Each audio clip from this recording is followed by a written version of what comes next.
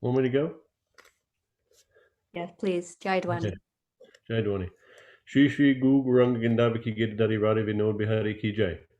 Nichalita Pravishta Om Vishnu Pad Paramhamsa Prajakacharya Tarasata Shri Shrimad Bhakti Vedanta Narayan Maharaj Ki Jai. Nichalita Pravishta Om Vishnu Pad Paramhamsa Prajakacharya Tarasata Shri Shrimad Bhakti Vedanta Vaman Maharaj Ki Jai. Nichalita Pravishta Om Vishnu Pad Asata Tarasata Shri Shrimad Bhakti Vedanta Swami Maharaj Ki Jai. Nichalita Pravishta Om Vishnu Pad Asata Tarasata Shri Shrimad Bhakti Pragan Keshav Goswami Maharaj Ki Jai. Nichilita Pravishta Om Vishnu Pad Asastarasata Shri Shrimad Bhakti Siddhanta Saraswati Goswami Prabhupada Ki Jai. Nichilita Pravishta Om Vishnu Pad Paramhamsa Acharya Srila Gaur Kishore Das Babaji Maharaj Ki Jai. Nichilita Pravishta Sachidananda Srila Bhaktivinoda Thakur Ki Jai. Nichilita Pravishta Vaisnava Sarva Mama Srila Jagannath Das Babaji Maharaj Ki Jai. Shri Gaudiya Vedanta Charya Srila Baladev Vijabhushan Prabhu Ki Jai. Srila Vishwanath Chakravarti Thakur Ki Jai. Srila Narottam Srinivas Shamananda Prabhu Trai Ki Jai.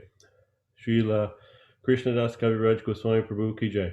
Shri Rupa Sanatan Bhatta Raghunath Shri Jiva Gopala Bhatta Dasa Raghunath Sad Goswami Prabhu Ki Jai. Shri Sarup Damodar Ramanandi Shri Gaur Pasha Vrinda Ki Jai. Namacharya Srila Haridas Thakur Ki Jai. Premaseke Ho Shri Krishna Chaitanya Prabhu Nityananda Shri Advaita Gadadhar Shri Vasadi Shri Gaur Bhakta Vrinda Ki Jai. Shri Nantara Dweep Mayapur Shri Navadweep Dham Ki Jai. Shri Shri Radha Krishna Gopa Gopi Govardhan Vatmasavatmaka Shri Raj Mandala Ki Jai. Shri Shamakund Radhakund Yamuna Ganga Tulsi Bhakti Devi Ki Jai. Shri Jagannath Baladev Subhadra Ki Jai. Nrsimha Bhagavan Ki Jai. Bhakta Parva Shri Prahlad Maharaj Ki Jai. Chara Sampradaya Ki Jai. Shri Gaudiya Vedanta Samiti Ki Jai. Shri Harinam Sankirtan Ki Jai. Ananti Koti Vaisnava Vrinda Ki Jai. Samagata Bhakta Vrinda Ki Jai. Shri Go Premanande. Hari Hari Bol.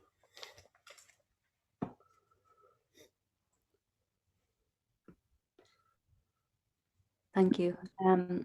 Krishna Praditi, All right. you there? Yeah. Sing Vaishnava Bhajan. Okay. This is Kripa Karo Vaishnava Thakur, page 40 in the songbook. Om Jnana Timirandasya Gyananjana Shalakaya Chakshur Unmilitam Jena Tasmai Shri Gurave Namaha.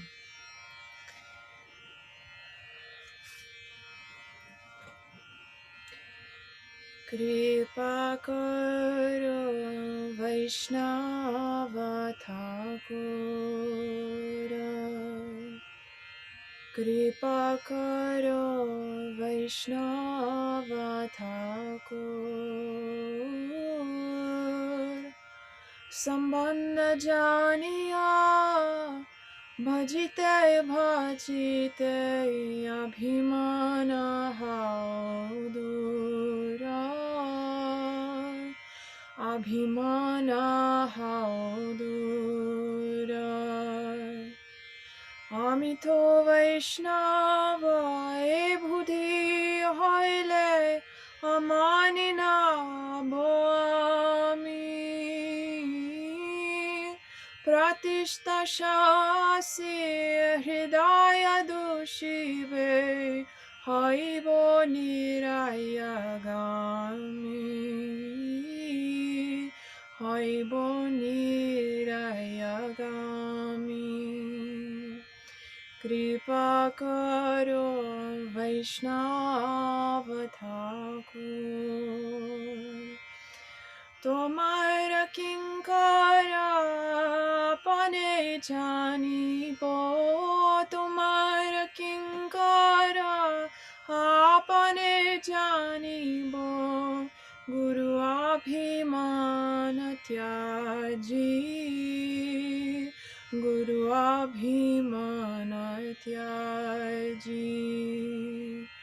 Tomara uchista padajala renu Tomara uchista padajala renu Sada nishkapate bhaji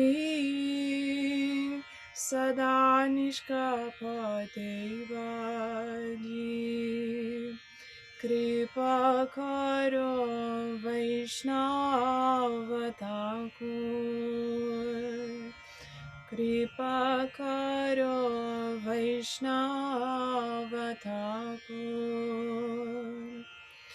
Nije Shrista Jani Uchista Dadane. Nija Shrista Jani Uchista Didane.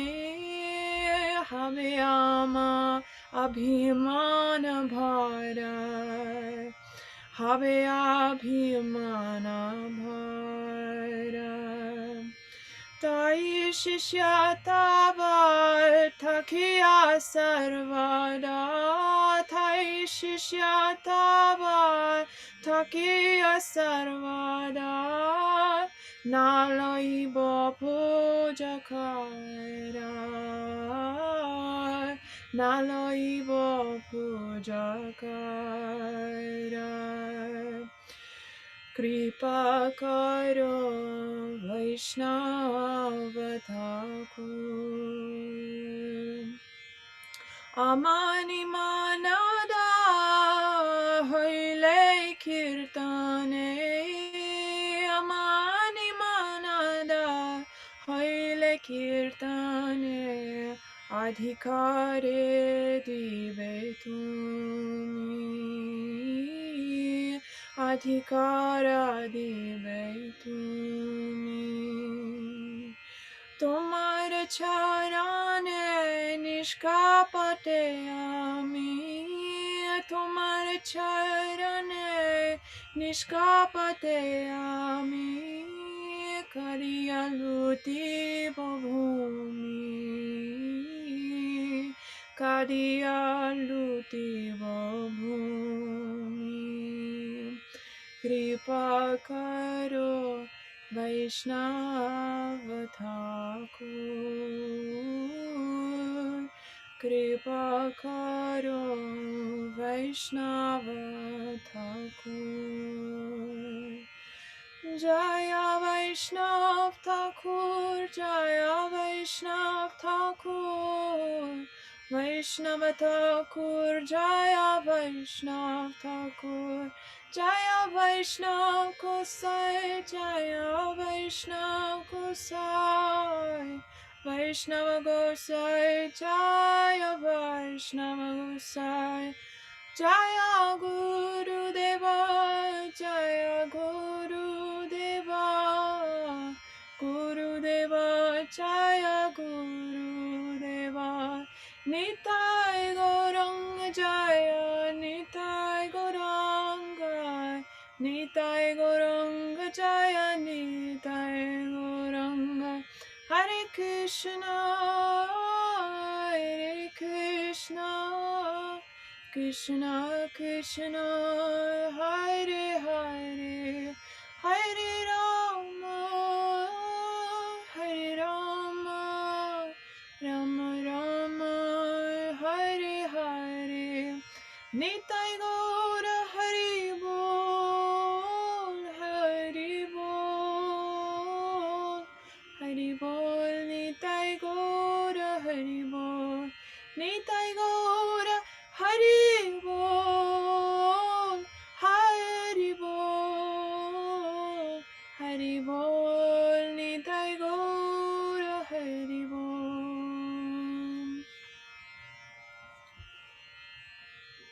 Yeah, that was so beautiful.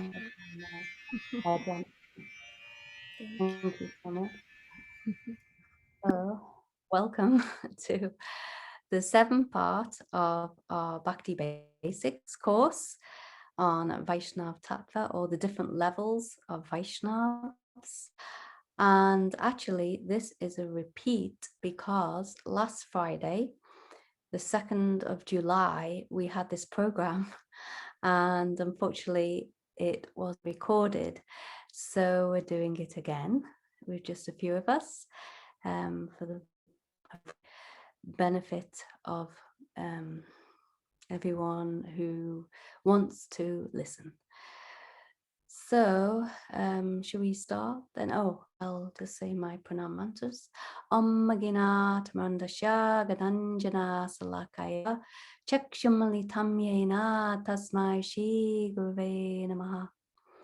Namo Om Vishnubadaya Radhikaya Priyapane Shishimad Bhakti Vedanta Naraniti Namane Vanchakalpa Drubhyascha Kripa Sindhabevacha Patitanam Pavanabhyo Vaishnavebhyo Namo Namaha Ananda Lilam Vigrahaya Hemabhya Divyapchavi Sundaraya Tasmama Prema Rasa Pradaya Chaitanya Chandraya Namo Namaste Shama Chandra Sikanda Shekhara Smerahasa Murali Manoha Radhika Rasika Mam Kripanadi Swapriya Charana Kinkarim Guru Tavai Vashmi Najivami Tvaya Vina Iti Vignaya Rade Tvam Nayamam Charanantike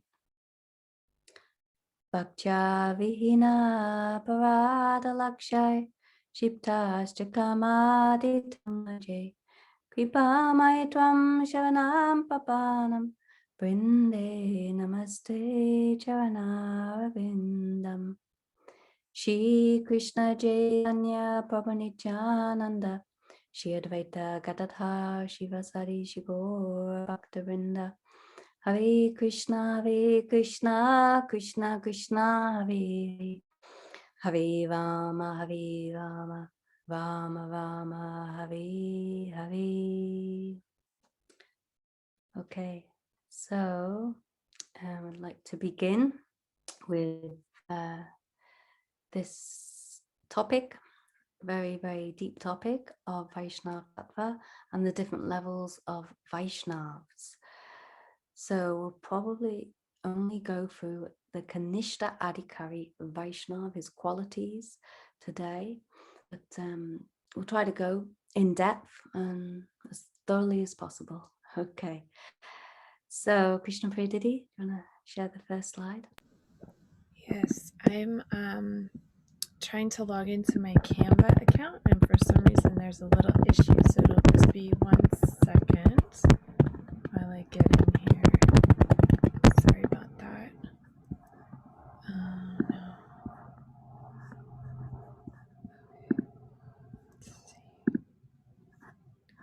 So we're not going to go through any questions and answers on this. We'll just go through the different slides with the explanations, and yeah, it won't be long. So it has kicked me out of my account. I'm so sorry. And it won't let me log in. So let's see, a little bit of a technical issue. Let me try on my other computer here. There we go. Okay, it's got me logged in here. Recent. There we go. Okay.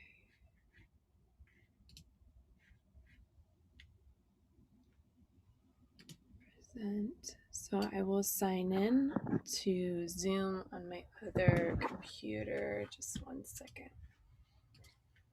Hey, just while you're doing that, just to explain that today's session, it's going to be a lot of tattva. That means tattva siddhan, some conclusions of scriptures, explaining different aspects of Vaishnava tattva, especially. Recording in progress.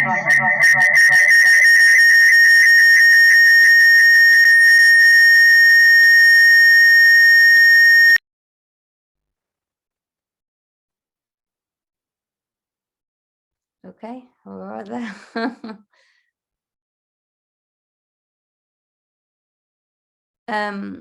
Krishna Priya Didi. Hi, Bill.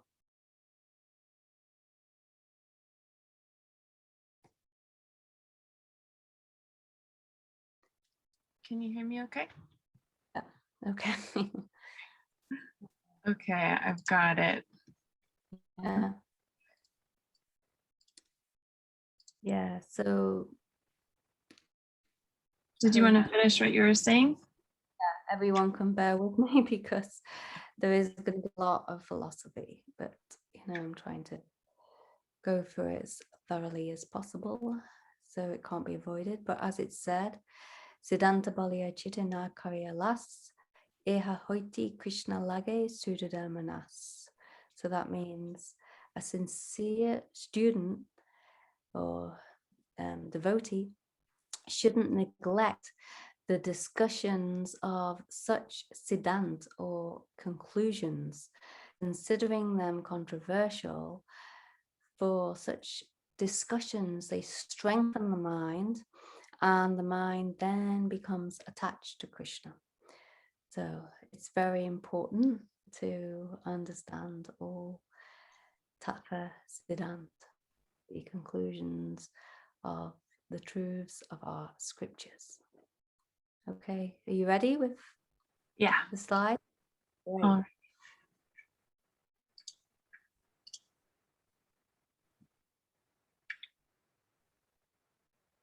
Okay, so today we will be discussing Bhakti Basics Part 7, the different levels of Vaishnavas. You can go on to the next slide.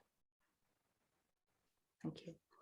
Okay, so 3 levels of devotees, and Vaishnavas are classified differently according to their adhikari or qualification. So the Kanistha adhikari bhakta, that's the neophyte devotee, who is Vaishnav Praya or Prakrita Bhakta. That means, Vaishnav Praya means resembling a Vaishnav, or Prakrita Bhakta means a materialistic devotee. So that Kanistha adhikari Bhakta, he's not considered a pure Vaishnav, but rather Vaishnav Praya or Prakrita Bhakta.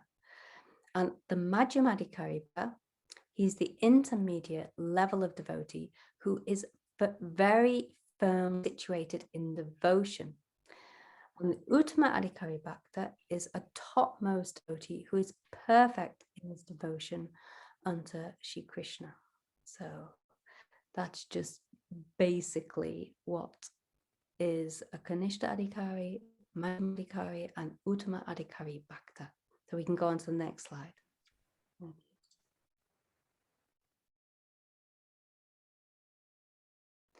Okay, so this is an important question.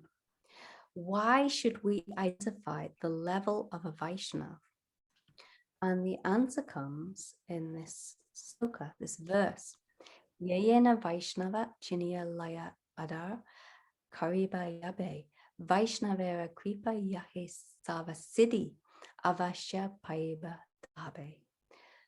Means one who has become qualified to discern the level of ability or adhikar of those who have taken to the path of devotion, and to thereby differentiate between the Kanistha Bhakta, Madhyam Bhakta, and Uttama Bhakta, is duty bound to honor those 3 types of Vaishnavas appropriately. And it says, it is improper to honor a Kanistha adhikari or madhyam adhikari in a way that befits only an uttama adhikari, or to deal with a madhyam adhikari or uttama adhikari as if he were a Kanistha adhikari. Only when we respect Vaishnavas in a manner befitting their respective qualifications can we become free from knowingly or unknowingly committing Vaishnava aparad, and attain their mercy and achieve the ultimate goal of life very quickly. So this answers this question that, why we should identify the level of Vaishnavas. Sometimes people may think, well, Vaishnavas are Vaishnavas, so why should we, have to understand who is Kanistha adhikari, who is madhyam adhikari intermediate level, or who is the topmost uttama adhikari Vaishnava? No, actually, we must give proper respect to Vaishnavas according to their level of bhakti. And here it explains why. Because if we don't, then we are committing Vaishnava aparad, and we won't get the Vaishnav's mercy and achieve the ultimate goal of life. But Gurudev, he says, we must prospect to Vaishnavas according to their level of bhakti, but only those who are at least madhyam adhikari, that means the middle level of madhyam adhikari, Vaishnava, because there's so many different levels, even amongst Kanistha adhikari, madhyam adhikari, and uttama adhikari. So only one who's madhyam adhikari is qualified to realize who is Kanistha adhikari, who is madhyam, and who is uttama adhikari. So our spiritual life, it develops greatly when we give proper respect to the different levels of Vaishnavas according to their development in bhakti. It's not correct to honor everyone in the exact same way. Rather, we must consider who is Kanistha, who is madhyam, who is uttama adhikari, and respect them, honor them accordingly. So a Kanistha adhikari, he cannot know his own level of advancement, nor can he know how to properly respect devotees according to their adhikar, their qualification in bhakti. So then how will the Kanistha adhikari recognize who is who? It said he must associate with a madhyam adhikari Vaishnava, and then how should he associate with that madhyam adhikari Vaishnava, and how will he even understand who is a madhyam adhikari Vaishnava? Actually, he will understand by hearing his Harikatha, and that Kanistha adhikari devotee, he can serve the madhyam adhikari and take shelter of him, inquire from him like this, and then he will gradually rise to madhyam adhikari platform. So Srila Bhakti Pragyan Keshav Goswami Maharaj, he wrote this article, and he explained in it, why should we identify the level of a Vaishnava? In that article, he explains so many very important points, which I'll try to go over, at least explain the gist. He said the Mahajans have explained the method to obtain the mercy of the Vaishnavas. And it's our exclusive aim to be able to recognize a Vaishnava and consider him our property, our own dear well-wisher, and to develop an affectionate bond with him. So it's important to try to develop this mood of affection towards the Vaishnavas, and especially for a Kanistha adhikari devotee. So it's insufficient to just dwell on how much the Vaishnavas love us and consider us to be their own. Why?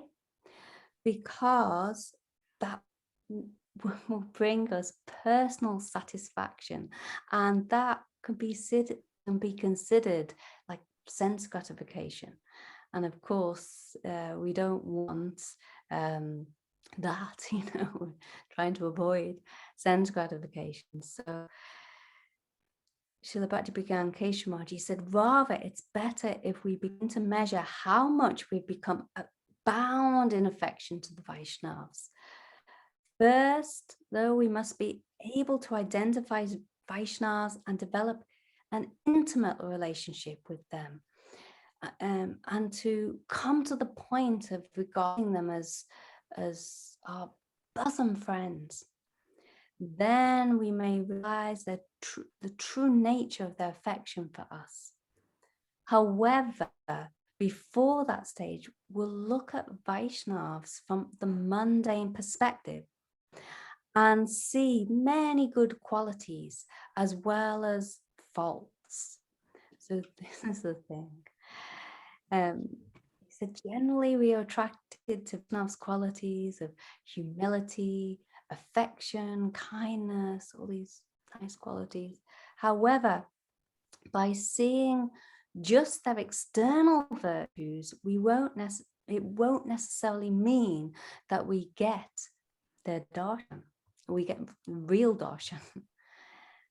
But very important not to view Vaishnavas in any mundane way, from a mundane perspective, and see just their external qualities.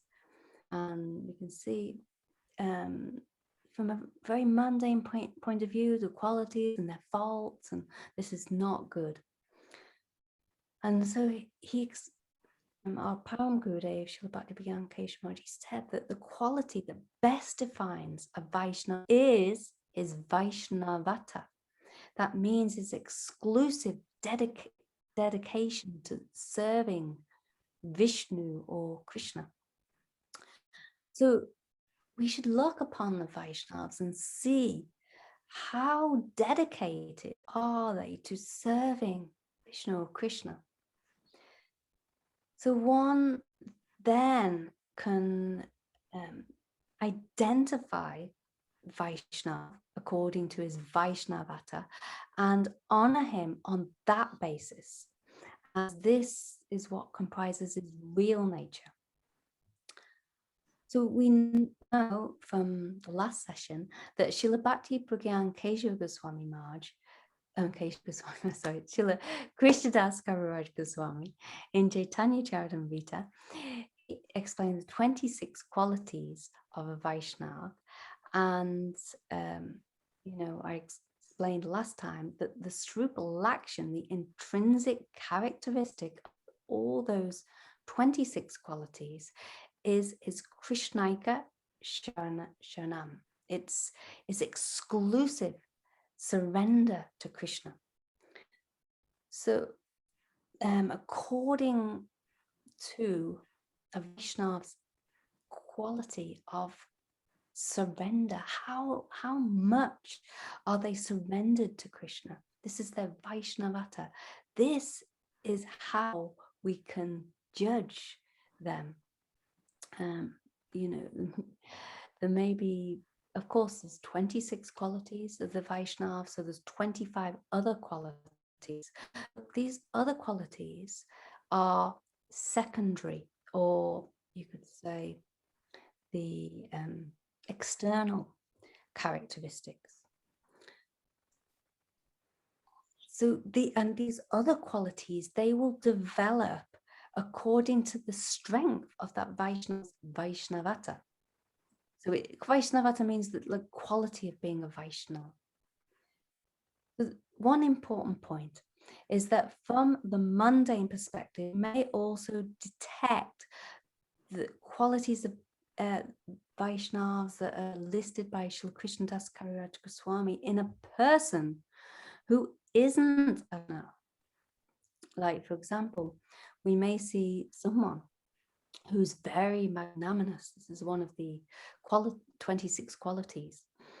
And we may think, he's doing so much great welfare work. He's opening schools, he's opening hospitals, he's, digging wells for people who haven't got any water, or proper water. He's doing so much good work for people, poor people. But actually, our Param Gurudev, he said, in truth, that when we consider these qualities, like, Vaishnav's magnanimity, this is in a very high sense we're considering that that Vaishnava is helping people's souls. He's giving great nourishment to their souls in the form of bhakti, in the form of praying, love for God. So this is far surpasses any mundane welfare work that any ordinary person is doing in this world.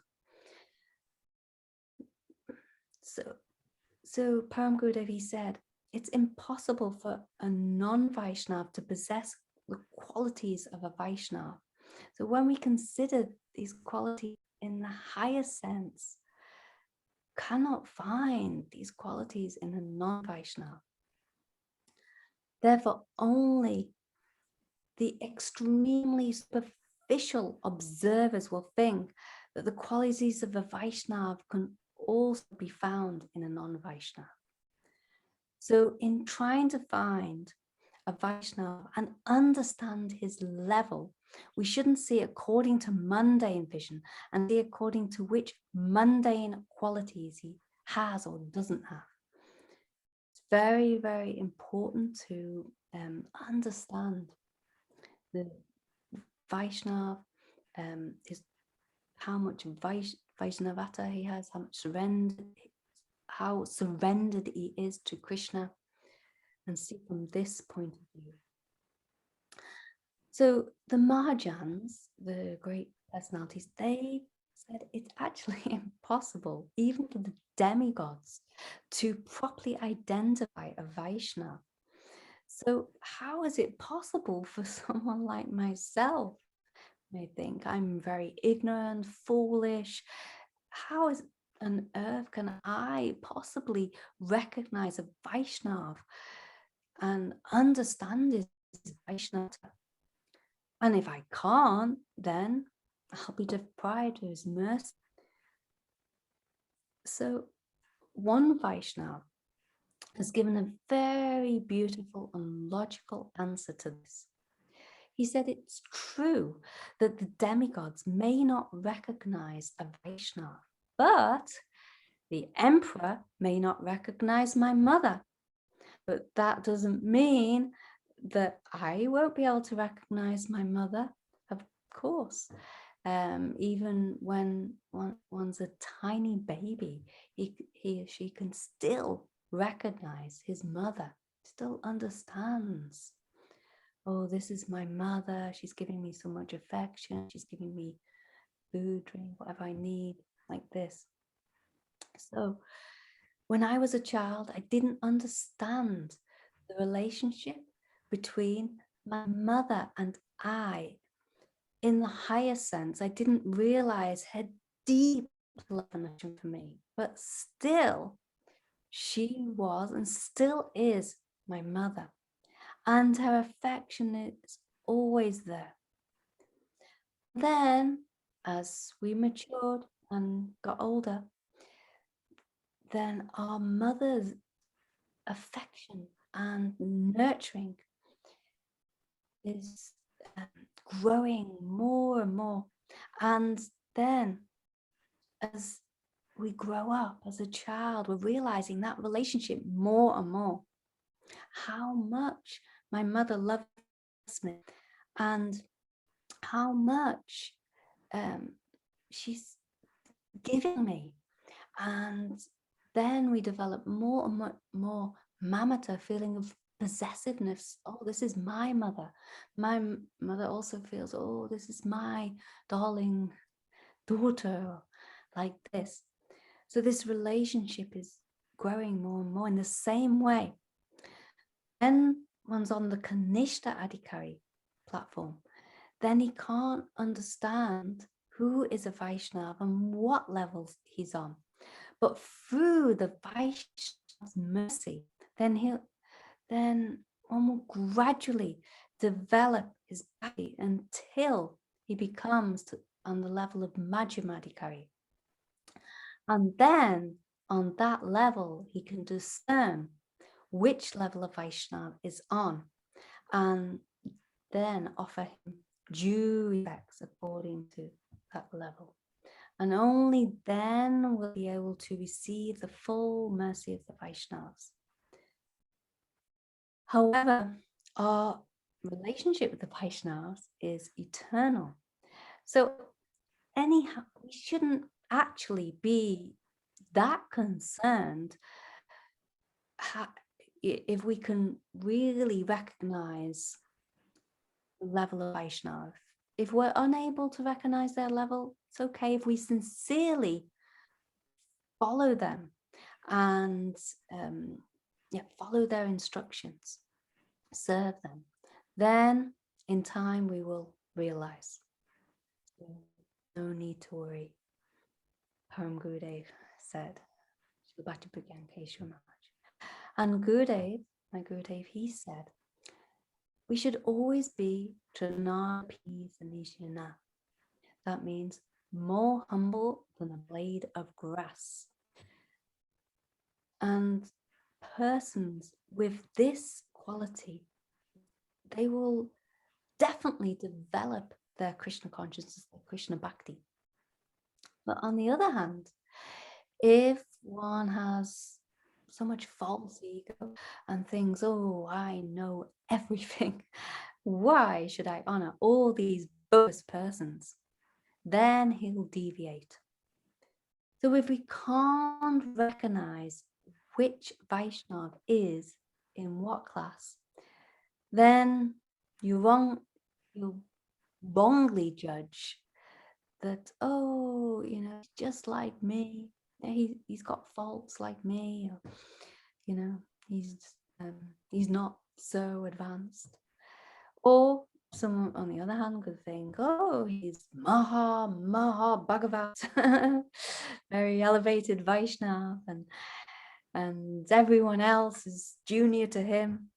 And in this way that will make aparad, make offense.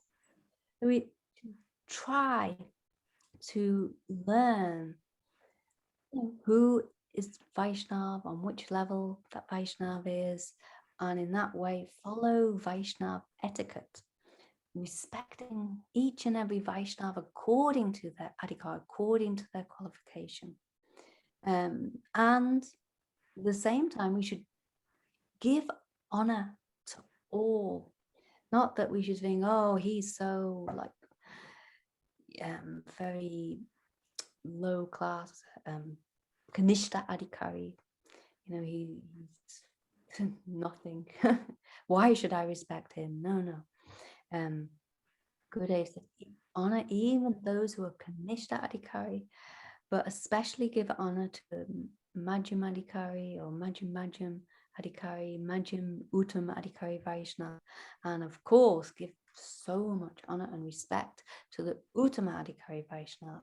And in this way, give honor to all, everyone, according to their development in Bhakti.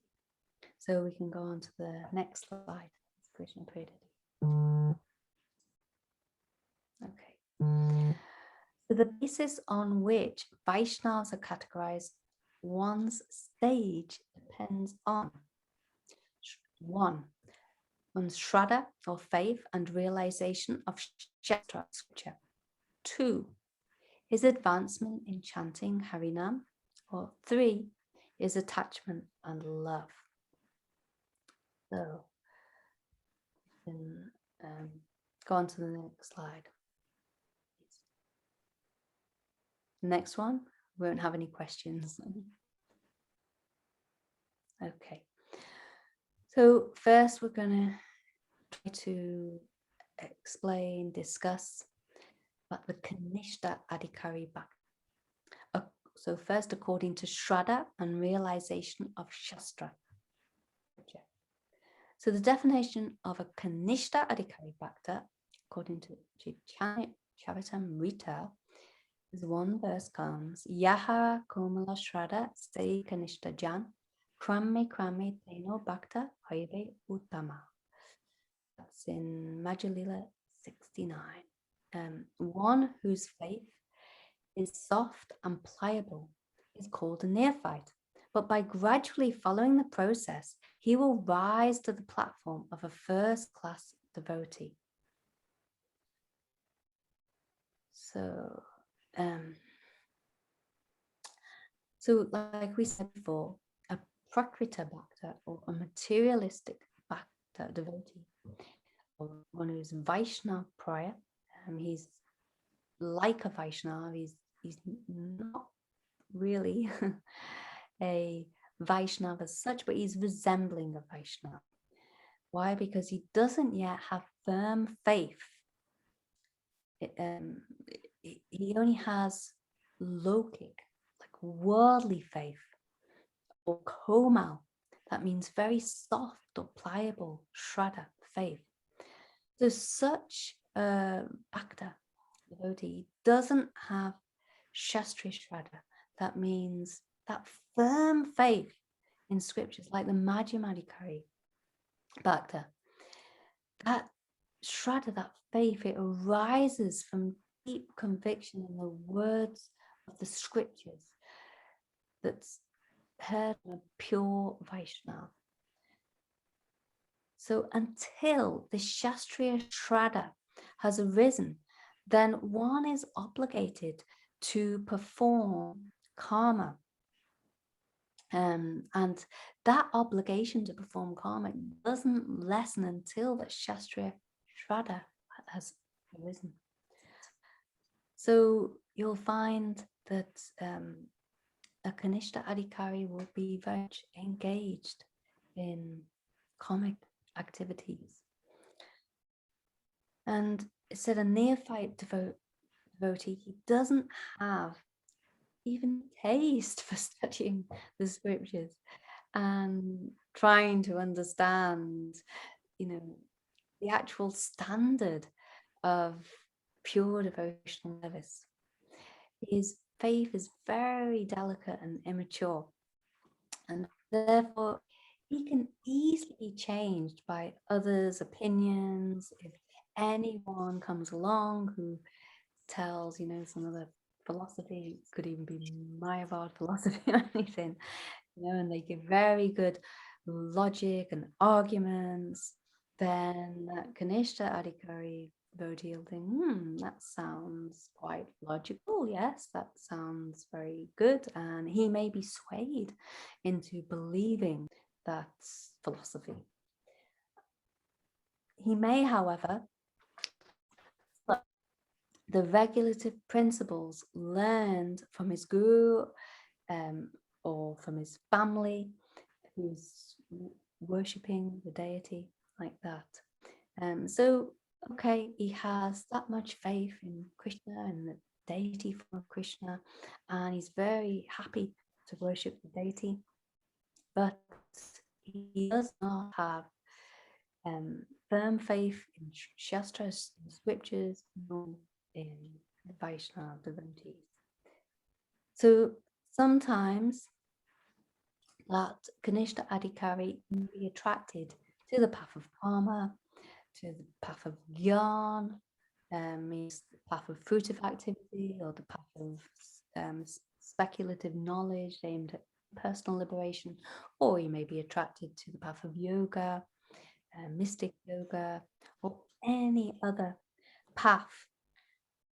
And it's only when that Kanistha adhikari associates with true Vaishnavas can he become free from mixed devotional activities and go on to become a madhyam adhikari bhakta, and then a Sudha bhakta, a pure devotee. So even if a neophyte is in the association of an uttama adhikari Vaishnava, even if he is in the association of the Supreme Lord himself, then still he can fall down. And the example comes in Chaitanya Charitamrita of when Chaitanya Mahaprabhu, he took one Brahmin devotee with him to South India when he was traveling there, and his name was Kalakrishna. So actually, he traveled with Mahaprabhu for 4 months, and whilst traveling with Chaitanya Mahaprabhu, then they came to one place, and he somehow became allured by these adhikaris, these like gypsy clan sect, and they sent very beautiful women, and this devotee, this Kala Krishna Das, was very much attracted, and he decided to go with these women, and went to their place. And one morning, and Mahaprabhu is thinking, what happened to my assistant Krishnadas? Where's he gone? And then he realized, oh, he understood immediately where he'd gone, and he went to the camp of the Bhaktisiddhis to save, and he called out loudly, why have you kidnapped my Brahmin assistant? But these gypsies, they were very angry when they saw Mahaprabhu and they heard his shouting, calling out. And they immediately came from all sides with their weapons, and they came to attack Mahaprabhu. But when Mahaprabhu saw this, by his power, he stopped them in their tracks, and all the weapons, they turned on themselves and they cut their own bodies to pieces. And then Mahaprabhu grabbed hold of the hair of Krishnadas, his seeker, and he took him away.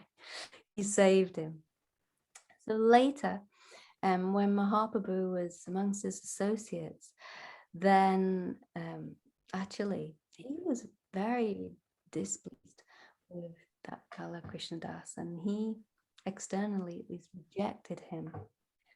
He said, now I've brought him here, I'm asking him to leave. Now he can go wherever he likes. I'm no longer responsible for him. So like this, he released himself of all responsibility. And Krishnadas, he began to cry and cry. He was so upset and begging for mercy. So then the associates of Mahaprabhu, they had pity on him. He had so much compassion for him, seeing his sorrows. And then he sent them to, he suggested to Mahaprabhu that he send him to Bengal. So like this. So Gurudev, he said that although this Kala Krishnadas got such a greatly fortunate position, but actually, even though he was in the association of Sri Chaitanya Mahaprabhu himself, the Supreme Lord himself, still, he didn't have any taste for chanting and remembering or hearing Harikatha. He never ever inquired from Mahaprabhu about Bhakti, nor did he ever hear his teachings. He never said, I'd like to hear some Harikatha. No, never. So his faith was very komal, very soft. And that's why he could easily be attracted and allured by those gypsy women. And he even left the association of the Supreme Lord himself, Sri Krishna, in the form of Sri Chaitanya Mahaprabhu.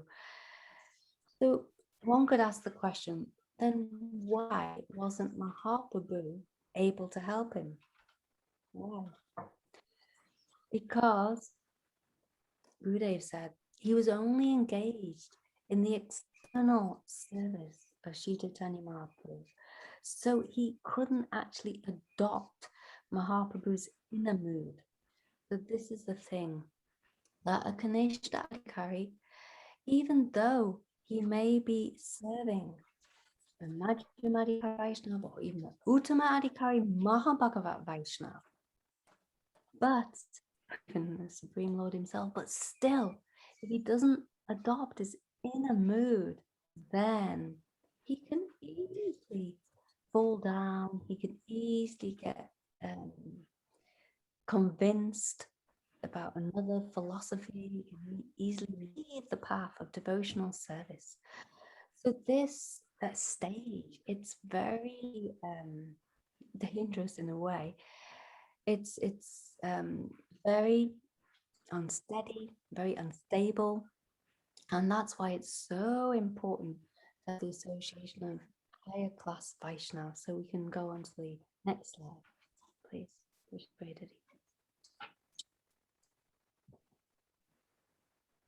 So according to advancement in chanting Harinam, we're going to explain the definition of a Vaishnava, or a Kanistha adhikari Bhakti entering into the madhyam adhikari stage. This is pointed out in Chaitanya Charitamrita. So as we've said before, a Kanistha adhikari is not a Vaishnava. He's Vaishnava prior. He's resembling a Vaishnava. Therefore, this what Mahaprabhu explained is not exactly relating to a Kanistha adhikari Vaishnava, but more a higher class Vaishnava, one who's entering into madhyam adhikari stage. Prabhu kahe yanra mukhe suniye kabar Krishna nama se puja shrestha sabakar. That's in Madhya Lila 15th chapter, verse 106. Chaitanya Mahaprabhu replied, whoever chants the holy name of Krishna, Sudanam, just once is worshipable and is the topmost human being. So just to give you some background, Satyaraj Khan, one of the residents of Vinagram, he asked Mahaprabhu this question. He said, oh, dear Lord, you know, we are householders and I'm a materialistic man. I don't know the process of advancing in spiritual life. And therefore, I'm submitting myself at your lotus feet and requesting you, please give me an order. So this is how we can approach a guru or a elevated Vaishnava. If you read Chaitanya Charitamrita, you'll see that there's so many examples about how Mahaprabhu was dealing with the Vaishnavas, how the Vaishnavas were dealing with Mahaprabhu, or they were dealing with each other. And we can get a very, very good indication of how we can approach Vaishnavas, like Satyaraj Khan approached Chaitanya Mahaprabhu. And he asked him this very important question. So what did Mahaprabhu reply? He said, you should continuously chant Harinam without cessation. So without stopping, just go on chanting. And whenever possible, serve Krishna and serve his devotees. So the next question Satyaraj Khan asked was, well, who is a Vaishnava and what are the symptoms by which he can be recognized? Very good question.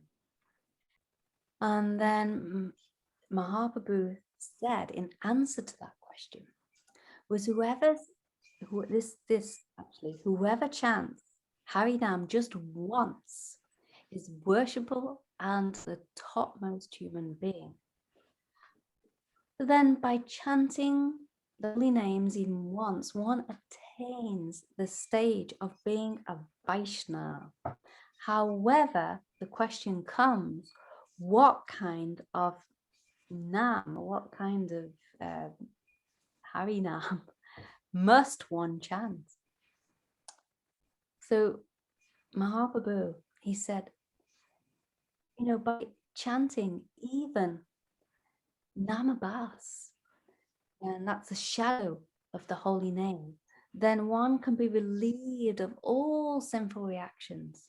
And by chanting Sudanam, the pure holy name, then one can complete the 9 of devotional service. And after then, one become more and more attracted to Krishna, and Krishna praying, love of Krishna can be awakened in the heart. But like this, in 3 successive years, then the Vaishnavas of Kulinagram, they approached Sri Chaitanya Mahaprabhu in Jagannath Puri, time of Rath Yatra, and they asked him, what is a Vaishnava and what are the symptoms by which he can be recognized? So they were very intelligent, actually, because the first year they asked an answer, and the answer Mahaprabhu gave, and then they thought, I want to know more.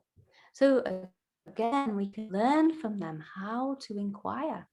So we may ask our guru, we may ask elevated Vaishnavas a question like this. They may give us an answer, but later on we can ask the same question and they may give us a deeper understanding.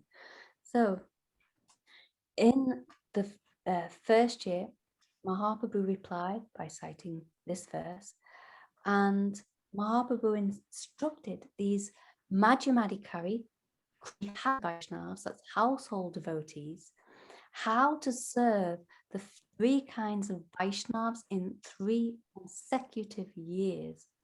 So it's generally thought that in each year, Mahaprabhu explained, in the first year, he gave the definition of a Kanistha adhikari Vaishnava. In the second year, he gave a definition of adhikari Vaishnava. In the third year, definition of uttama adhikari Vaishnava. However, like I said, none of these definitions or descriptions that Mahaprabhu gave is really telling about a Kanistha adhikari, because not yet a Vaishnava.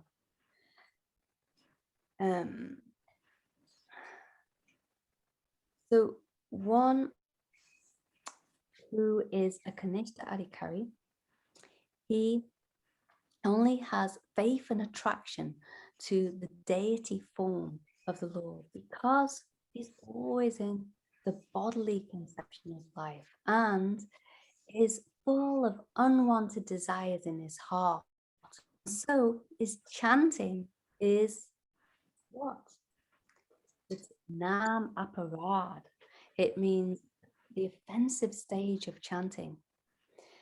And then sometimes there may be a tinge of Chaya Namabas, which means a semblance of Harinam, of the holy names, but it's generally always Nam Aparad he's chanting. However, a madhyam adhikari, he chants Namabas, and maybe sometimes it's Sudanam, your holy name will come in his chanting. And of course, an uttama adhikari is always chanting the pure holy names. So all 3 types of Vaishnavas that Mahaprabhu described in these 3 consecutive years are worthy of service. But this is not true of one who's chanting Namabas and not Sudanam, the pure holy name. Only Vaishnavas who are chanting Sudanam, the pure holy names, are worthy of service. So therefore, this is not referring to Kanistha adhikari Vaishnava who's actually not chanting the pure holy name. Therefore, he's not worthy of service. And Mahaprabhu was saying, you should serve that person, see? So all 3 classes of Vaishnavas that Mahaprabhu was referring to are devoid of any form of material contamination. They're free from all anarthas and aparats. They're free from all unwanted things in the heart, like lust, anger, greed, illusion, pride, madness, and aparat offenses. So chanting Sudanam, the pure holy name, means that one who has knowledge of his actual Swarup, and he understands that Nam and Nami, that means the holy names, and Nami, the possessor of the holy names, it's Krishna and his holy names, for example, are non-different. So when one's chanting the pure holy name, he has this realization that Nam and Nami are different, and he's realized this truth. This is not the case for Kanistha adhikari. So the conclusion is that this verse is referring to one who's chanting anyone who chants the holy name just once even. But what is that holy name? It's the pure holy name, and that's distinct from Namabas or certainly Namapravad. He's chanting the pure holy name, realizing that it's non-different to Krishna himself. Therefore, Mahaprabhu was telling the Kalinagram Vasis, the residents of Kalinagram, that you should show all respect to such Vaishnava who even chants once the pure holy name, and you should serve that Vaishnava. So the conclusion to be drawn here is that those who are in the Kanistha adhikari stage is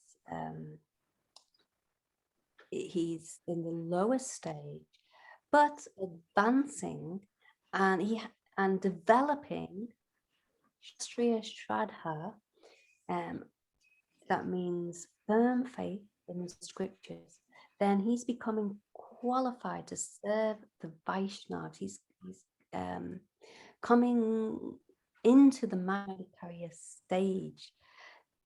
This person can be described as a Vaishnava and having Vaishnava qualities.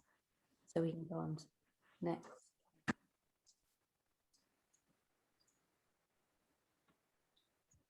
Okay, so this is according to attachment and love, the definition of a Kanistha adhikari bhakta that's found in Srimad Bhagavatam according to attachment and love. Archyam meva haraye pujam yastradahe yate natad bhaktyeshu tanyeshu sa bhakta prakrita smita. A devotee who faithfully engages in the worship of the deity in the temple, but does not behave properly towards other devotees or people in general, is called a prakrita bhakta, a materialistic devotee, and is considered to be in the lowest position. So this is a verse describing what is a Kanistha adhikari Vaishnava according to Srimad Bhagavatam. It's in the 11th canto, 2nd chapter, verse 47. Very important verse. And it means one who's engaging in the worship of the deity, Shri Krishna, with faith. But at the same time, he does not know how to correctly identify a Vaishnava or serve a Vaishnava. And that person is known as a prakrita bhakta, a materialistic devotee. He doesn't even know how to properly respect other people, what to speak of Vaishnavas. So it's said that Shraddha is the seed of Bhakti. We know it's the smallest particle of prem, love of God. And one's Bhakti is only effective when he worships Bhagavan, Shri Krishna, with Shraddha, with faith, but still that's not Sudha Bhakti until that person worships the Vaishnavas as well. So Bhakti won't appear in that person's heart until and unless he has faith in the Vaishnavas, serves the Vaishnavas. So it's very important to understand who is a Vaishnava and serve that Vaishnava. And the Kanistha adhikari, he does not recognize the Vaishnava at all. The neophyte devotee doesn't really understand the foundation of pure Krishna Bhakti, devotion to Krishna. So how can he recognize a devotee and perfect his devotion? So although he's trying to advance in Bhakti, he doesn't recognize and advance Vaishnava, he doesn't show proper respect to that Vaishnava, but rather he disrespects that devotee. He doesn't give respect to other jivas, understanding that the Paramatma, the super soul, is within each and every heart of every living entity. And therefore his progress is very slow. So the Kanistha adhikari, devotee, he's barely entered the doorway of Bhakti. He's not even fully surrendered to Krishna and to any Vaishnava for sure. So in Madhavacharya, he wrote a very brilliant, very beautiful commentary on this. And he explained that Kanistha adhikaris are bhakta madhyam. It means in the lower stage of devotional service. Now, the Kanistha adhikari faithfully worships the deity in the temple, but he isn't aware that the supreme personality of Godhead is all pervading, is seen everywhere. So, as a devotee, he shouldn't see anything as being separate from the supreme personality of Godhead.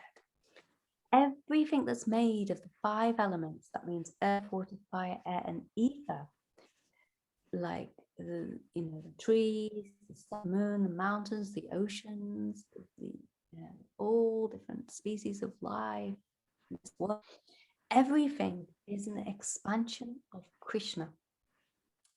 Or you could say the body of the Lord. This is explained in the 2nd canto of Srimad Bhagavatam, about the whole creation and how all the different aspects of the creation, the different bodily limbs of the Lord, and like that. So a devotee will see that. Some people, however, they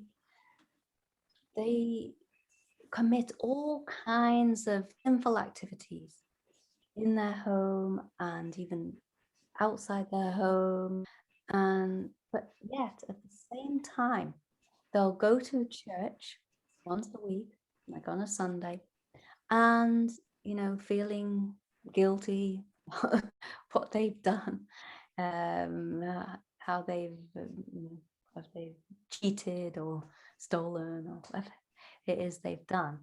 They'll feel some guilt, they'll confess and pray in the church, or please God, please forgive me. Then they'll think, okay, that's good. I've been relieved of my sinful reactions. God has heard my prayers and now I'm okay. And then he'll go back to his home, and again, the following week, he may commit the same sinful activities, or, like that. He'll go on doing. Why? Because he doesn't have any idea that the Lord has the power to exist outside the church, or for a devotee outside the temple. He doesn't realize that God is everywhere. He's immersed in the church. He's not just in the temple.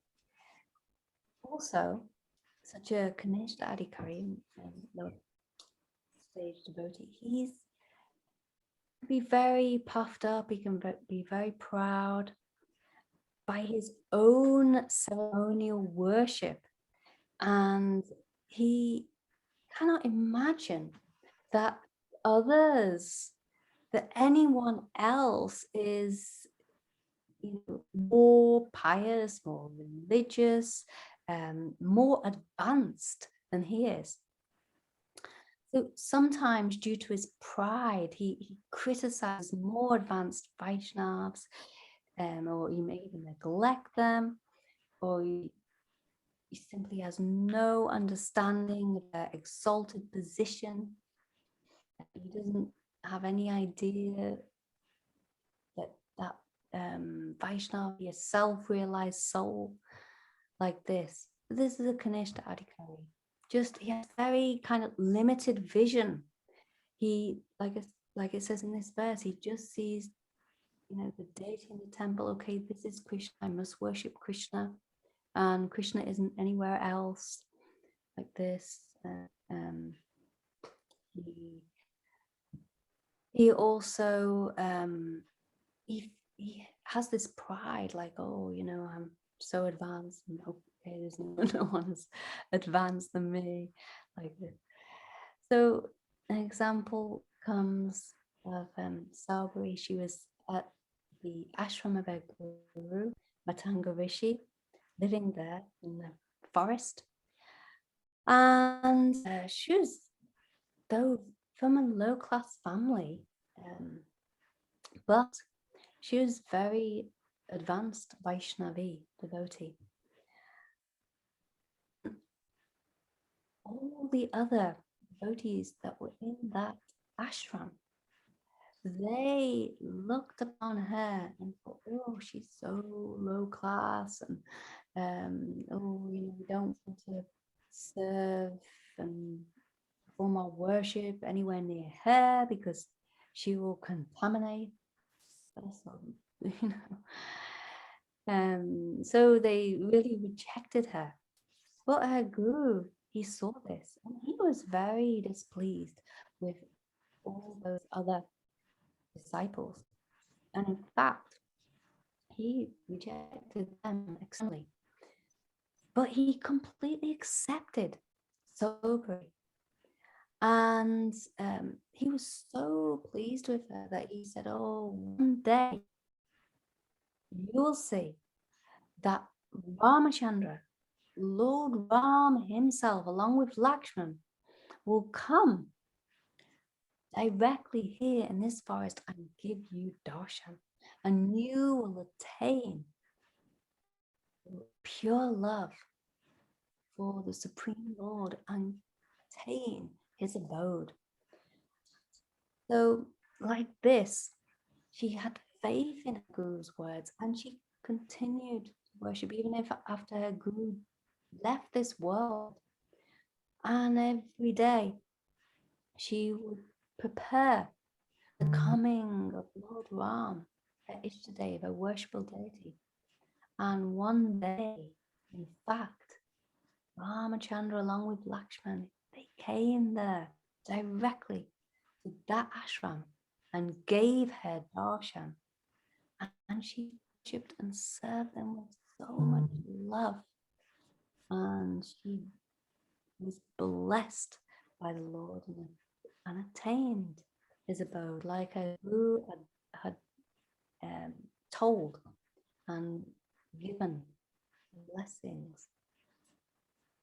So what can we learn from this?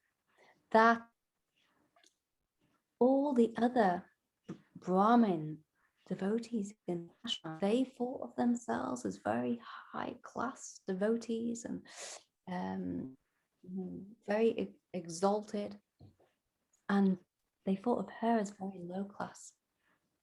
But actually, in fact, she was the one who attained pure love for the Lord and went back home, back to God. She attained the Lord's abode. So it's very important, actually, to, like Gurudev said, I was saying, to be Trinada Pisamishna, to give honor to all. But a Kanistha adhikari, Vaishnava, he's not able to do that. So another symptom of a Kanistha adhikari devotee is he's in the bodily conception of life, and he's attracted by material opulence. He's like infatuated by material qualities of so-called great personalities, and he will think like a great politician, or could be a great movie star, or great scientist, or anything. Oh, he's so wonderful, having so wonderful qualities. And there may be a festival that Kanistha adhikari could invite such a great personality to the festival, and he'll give so much honor and respect, and feeling himself so fortunate such a personality has come, that he's got a chance to serve. And he will even get disturbed when a madhyam adhikari may criticize the person. He may disapprove of that person, like that, and then the Kanistha adhikari will think, oh, he's criticizing this great personality, this is not good. The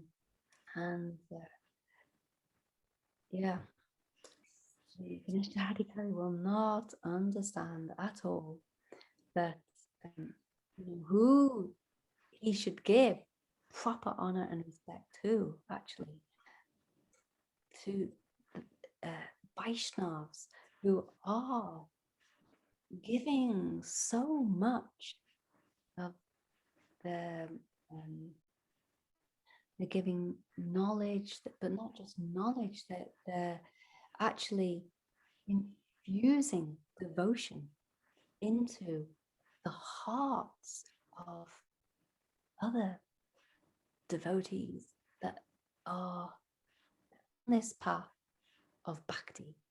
And without their mercy, without their help, then it's impossible to advance. So the Kanistha adhikari is ignorant of the higher realms of devotional service and the unlimited transcendental bliss of bhakti. He's seeing the bhaktas as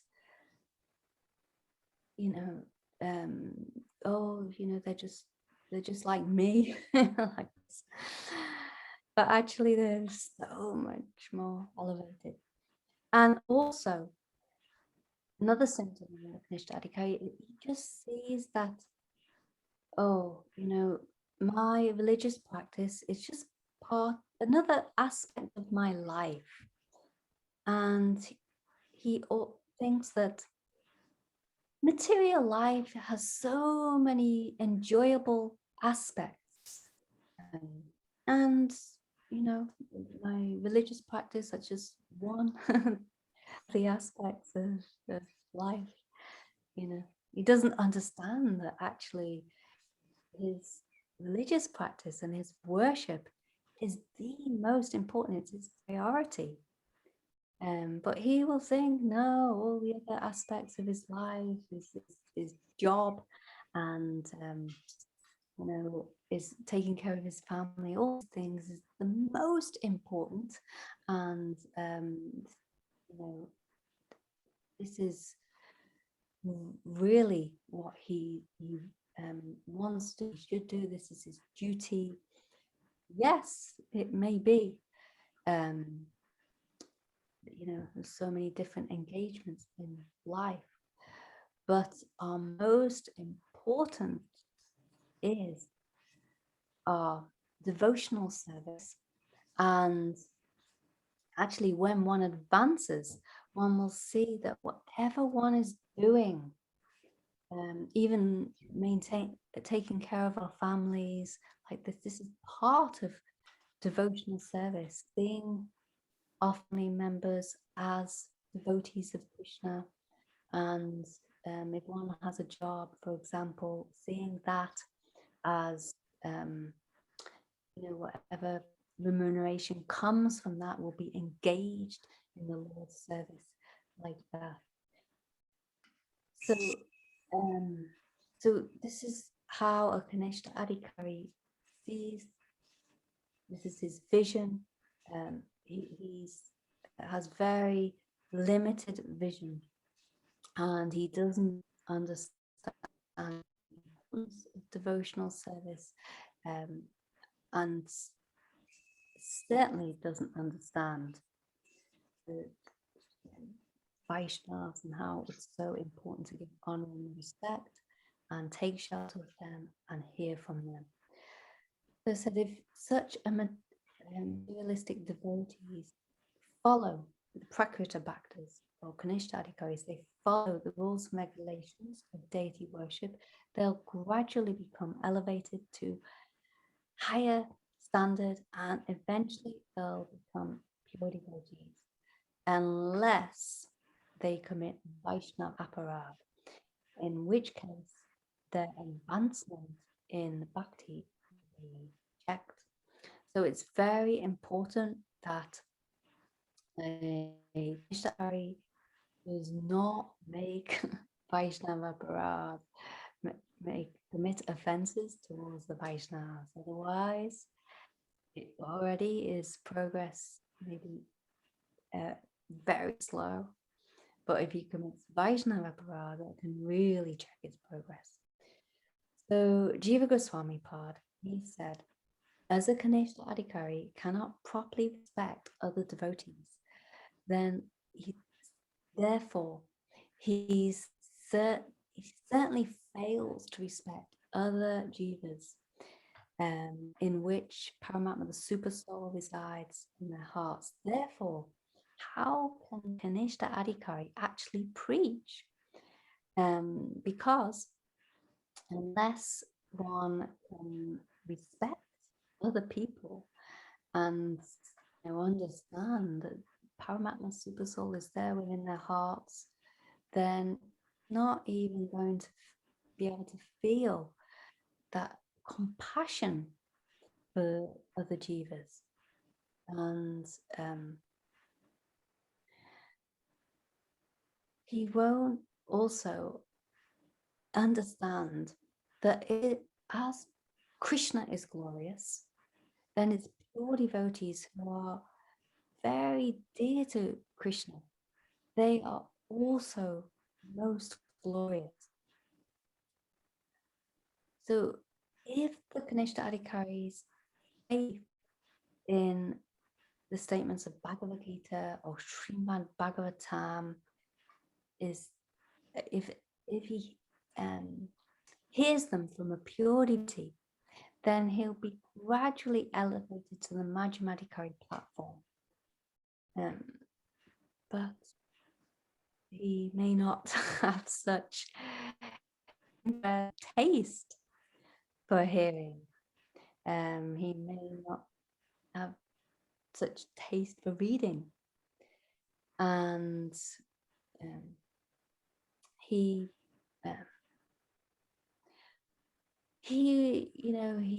just thinks, yes, the deity is all in all and I should worship him, and that's good enough, like that. So Srila Bhaktisiddhanta Saraswati Thakur, he said, the Kanistha adhikari, yes, okay, he should very seriously engage in regulated deity worship, because that's what's been described for him in scriptures. It said, yes, the Kanistha adhikari should worship the deity.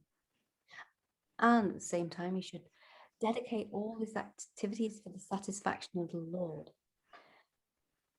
So the Paramatma and the Super Soul and the deity forms of the Lord are constantly available for the spiritual advancement of the devotees in this world. So the Lord is so kind that he's come in the form of the deity, so that the devotees come worship him in that form. But as one is coming into the madhyam adhikari stage, then he's able to understand that the expansions of the Lord are everywhere. Everywhere that madhyam adhikari looks, he sees, this is the Lord, this is the Lord. Uttama adhikari especially, he sees the Lord everywhere. And but the Kanistha adhikari, his entire knowledge of the Lord is limited to the deity. The Lord is so kind that he's actually condensed all his various forms into the deity, so that when the devotee is worshipping that deity form, then he's actually worshipping all the forms of the Lord. So this is the Lord's mercy, that his forms are coming in that deity form. And as the Kanishta Adhikari is worshipping, he's worshipping all the forms of the Lord. In this way, he can advance. So Lord Shiva, he said this verse, Aradhanam Sarvesham Vishnu Nam Param Tasmat Parataram Devi Tadiyanam Samarjanam. Although the Vedas recommend worship of the demigods, worship of Krishna is topmost, but above and beyond the worship of Hadiya, or above and beyond the worship of Krishna, I should say, is Tadiya. Tadiya means those that are in relation to Krishna. So means Krishna's paraphernalia, Krishna's associates, the devotee, Vaisnavas, like that. So yes, worship of Krishna in his deity form, or worship of any deity form, is very, very important. But Krishna himself is saying also that above and beyond worship of me is worship of my devotees. Many places in scripture you will find this siddhant, this conclusion. So Srila Bhaktisiddhanta Saraswati Thakur, he said, only the impersonalists descriptions, only the impersonalists, they describe Krishna as being alone. They only see Krishna as being on his own. The devotees, they will never see Krishna alone. They will always see that Krishna's with his cows, with all the animals in the forest, people. He's always with, of course, the cowherd boys like Sridham, Subal, Madan Mangal. He's with Chodamaya Nanda Baba, his mother and father. He's with the elderly gopis. He's with the gopis, like always with Shrimati Radhika, Lalita, Vishaka, Chambakalata, Sudevi, like this. So the devotees, they see that Krishna is never alone. He's always in Vrindavan with all his associates, and he's most beautiful in Vrindavan. In the same way, the unique mercy of Krishna is exhibited in the activities of the pure devotees who selflessly travel around the world and preach. So one who's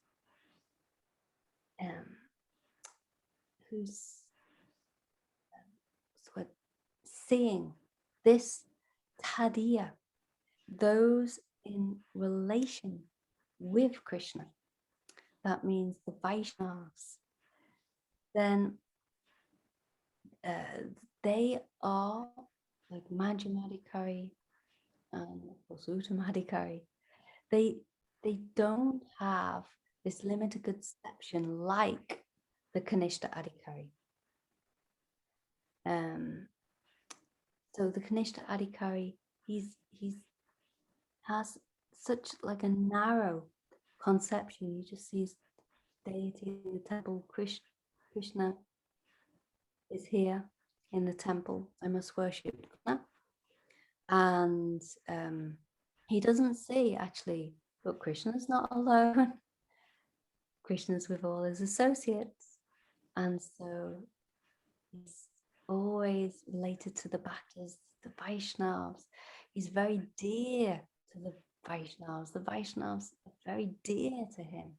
Like Krishna says in Bhagavad Gita, I am never lost to my dear devotees, and they are never lost to me. I am in their hearts, and they are in my heart.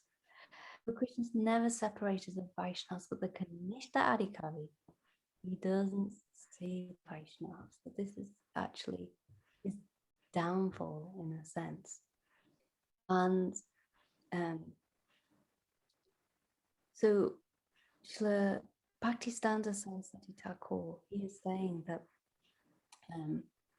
due to the contamination of fruitive mentality or an impersonal conception, and one sees like this like narrow-minded point of view.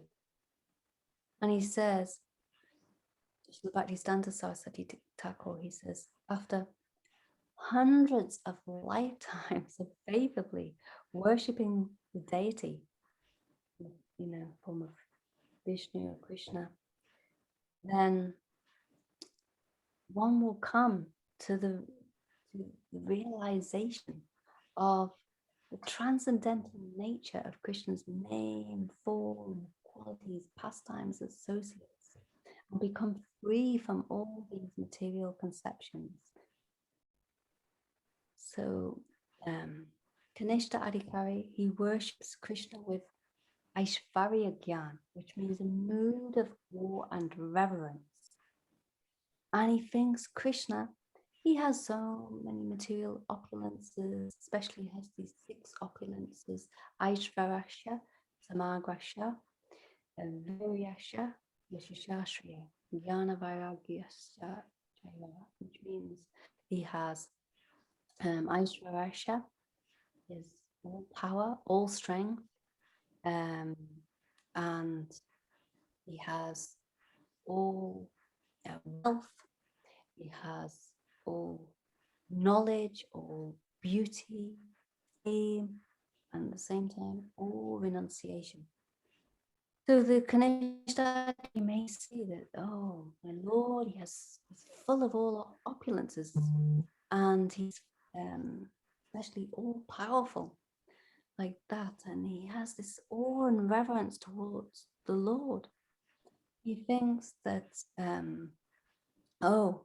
he is the supreme cause of all causes, and he's supremely worshipful, and I should have so much awe and veneration for him like this, because it is all, Krishna is so high, and I am so low and insignificant.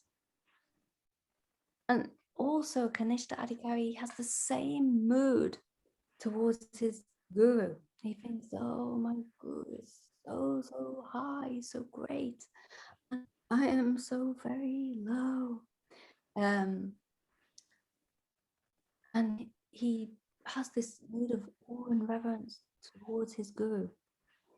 But at the same time, a Kanistha adhikari, he may not have see other Vaishnavas like that. He may think, oh, my guru is so great, but other Vaishnavas, they're just nothing really, So his conception is not actually correct in that sense. So Kanistha adhikari, he may think, oh, I'm doing so much service for my guru. I'm massaging my guru's feet, his body. I'm bringing him prasadam. When he's thirsty, I give him water. I'm whatever he asks, I do. I do so much service.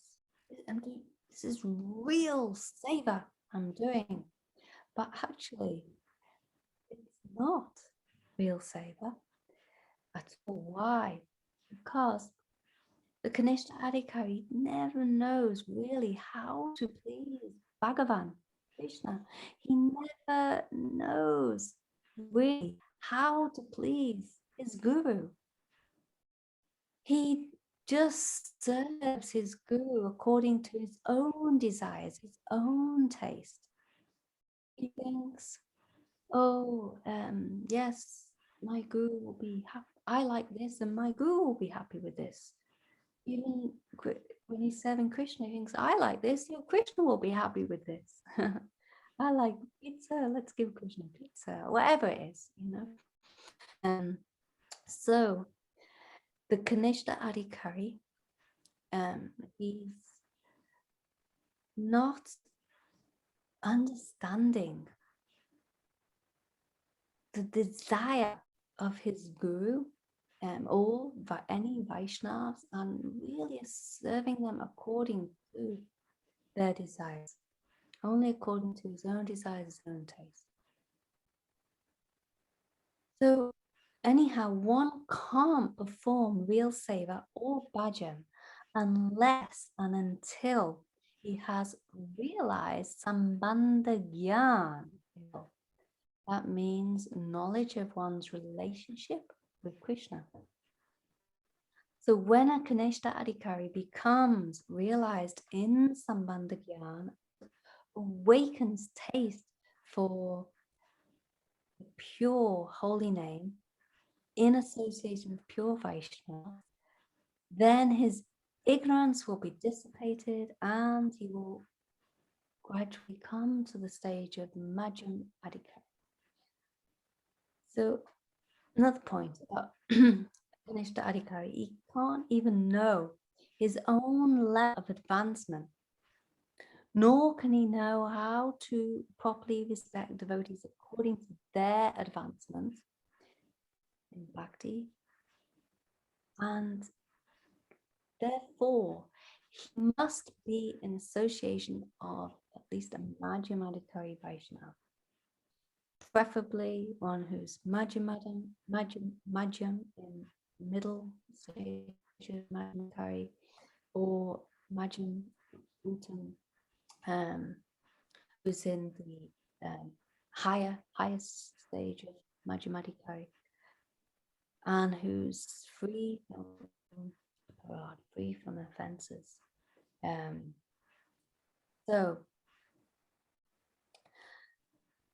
So such a Kanishta adhikari, if he's associating with a madhyam adhikari who's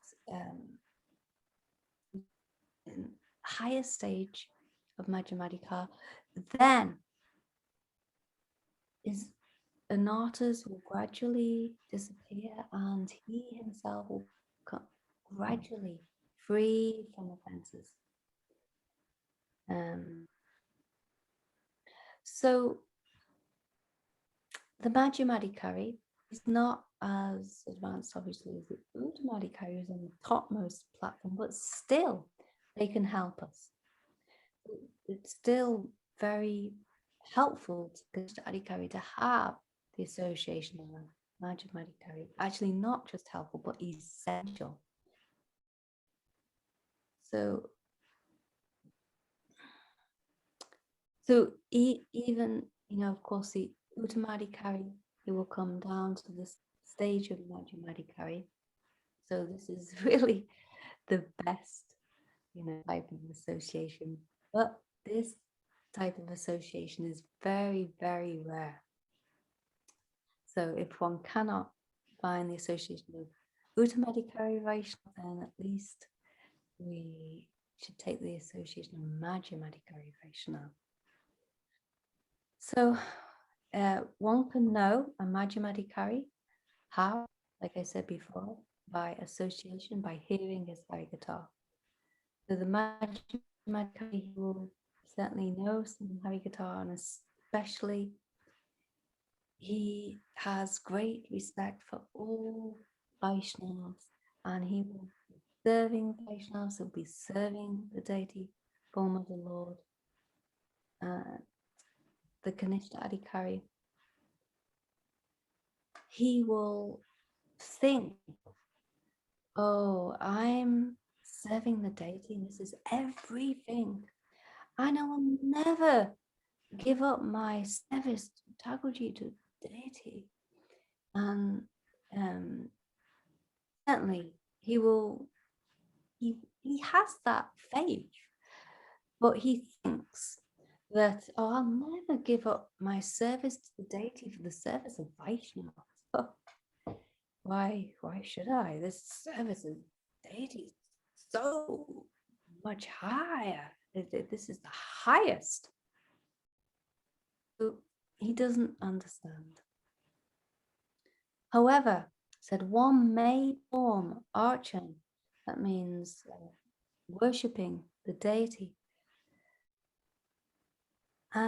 even if one doesn't have sambandha gyan, then it means knowledge of relationship with Krishna. They may go on serving like that, but this isn't real archan. This is worship with lokik shraddha, maybe worldly faith, this komal shraddha. So this worship is not Sudha Bhakti, it's not pure Bhakti. It can't be pure Bhakti unless one has this sambandha gyan, realization of one's relationship with Krishna. So in fact, one may be performing all the 9 limbs of Bhakti. But still, if one is performing all those 9 limbs of Bhakti but without sambandha gyan, then one cannot really be said to be performing devotional service. So in order to qualify even as a Kanistha adhikari, then one must have sambandha gyan. You must have knowledge of the essential truth and of the essential tattvas. You must have knowledge of Krishna and his relationship with Krishna. So as long as one has very little sambandha gyan, knowledge of the relationship, then even if it's not full, still he cannot perform archan, worship in the true sense. So a Kanistha adhikari has no true transcendental realization, as his understanding is very worldly, and therefore what does he see? He sees himself as worldly, as he has worldly vision towards himself. He has worldly vision towards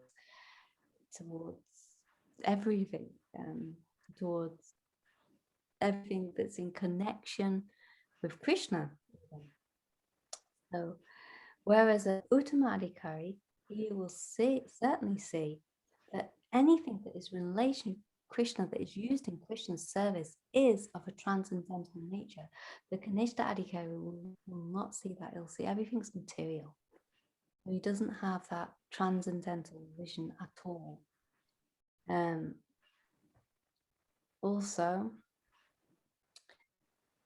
he has, the Kanistha adhikari, he has some shraddha, he has some faith. But his faith is not very deep, hasn't deepened yet. His realization hasn't deepened at all. Practically, he has next to no realization.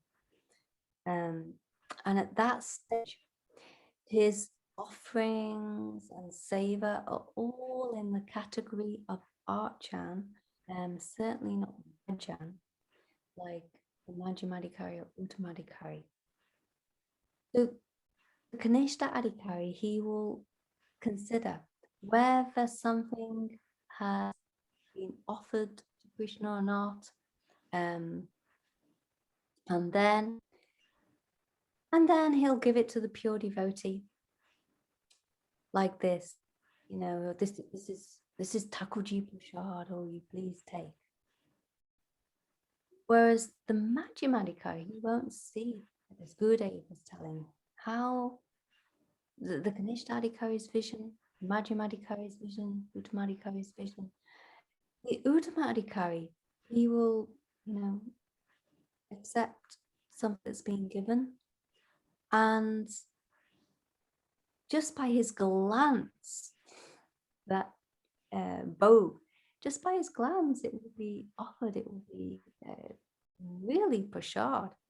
And the madhyamadhikari will see that uttamadhikari and say, yes, of course, this is prasad. And this offering of the uttamadhikari is millions of times more than the Kanistha adhikari who's doing a formal offering. Even that he's chanting all the different mantras in the offering, he's purifying himself, doing arjman, and he's following all the rules and regulations and offering.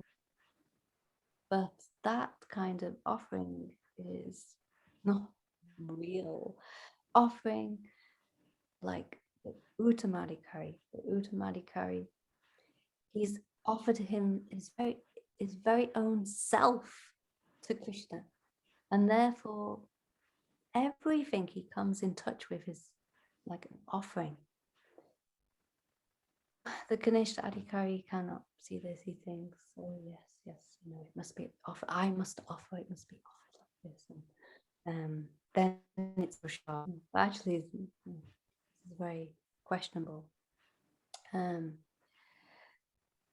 So I think it's getting late now. So what time is it? Can't see the time.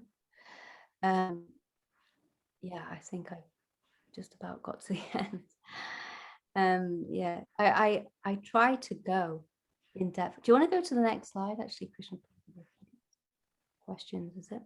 Yeah. Okay, this is as far as we got in the Bhakti Basics Part 7, all about the Kanistha adhikari. And, I tried to go in depth, as in depth as I could. I tried to explain as thoroughly as I could. Of course, there's so much more that could be said, but I think that's hopefully given some idea of what a Kanistha adhikari is, what his vision is, what his level is, how he can advance, become more advanced, coming to the madhyamadhikari platform. That's only by higher class association with at least madhyamadhikari Vaisnavas, and if not uttamadhikari Vaisnavas. Be very careful to not make offenses. It's better to be very conscientious and be Trinada peace and Ishna, give honor and respect to all, and try to understand who is who, what level different Vaishnavas are on, and give respect accordingly. Not respect the Kanistha adhikari like he's Mahabhagavat Vaishnava, and certainly not give honor and respect to Mahabhagavat Vaishnava like he's Kanistha adhikari or madhyamadhikari. This way we can advance very nicely on the path of Bhakti. Okay, so I'll finish there. Vanchakapatrubhyascha, Kripasindadevacha, Patitanam Pavanabhyo, Vaishnavabhyo Namaha. Okay, thank you for joining. Krishna Priyadadi, Janardan Prabhu. Okay, so